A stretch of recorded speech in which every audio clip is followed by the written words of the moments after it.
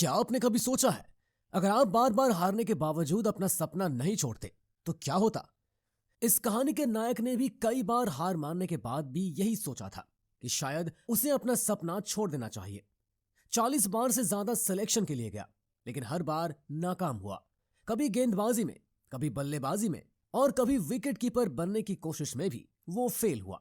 जिंदगी जैसे बार बार उसकी जगह दिखाने की कोशिश कर रही थी, लेकिन वो अपनी राह नहीं ढूंढ पा रहा था।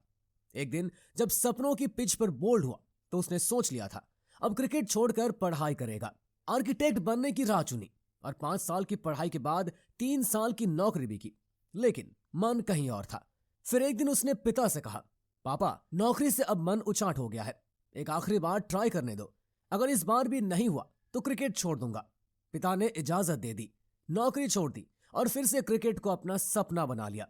अब तक उसकी लड़ाई हार से भरी रही थी, लेकिन उसने हार नहीं मानी। अब बात करते हैं भारत और ऑस्ट्रेलिया के बीच सेमीफाइनल की।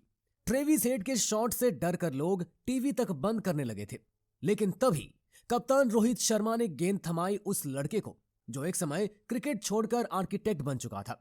और फिर उस गेंदबाज ने एक शानदार गेंदबाजी से हेड को आउट किया और भारत को जीत दिलाई। ये वही लड़का था जो फेल होने के बावजूद कभी हार नहीं मानता।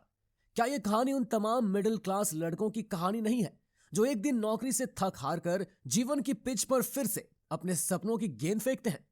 आज वरुण चक्रवर्ती का नाम हमारे सामने है, लेकिन अगर उसने अपने फैसले पर भरोसा न किया होता तो वो कहीं और होता। क्रिकेट में हार जीत तो चलती रहती है, लेकिन उस देश में जहां सबसे गरीब लड़का भी क्रिकेट खेल सकता है, वहां वरुण जैसे खिलाड़ी आना बहुत जरूरी है। यह कहानी हमें सिखाती है कि फेल होने के बाद भी सपने देखना और उसे पूरा करना कभी बंद नहीं करना चाहिए।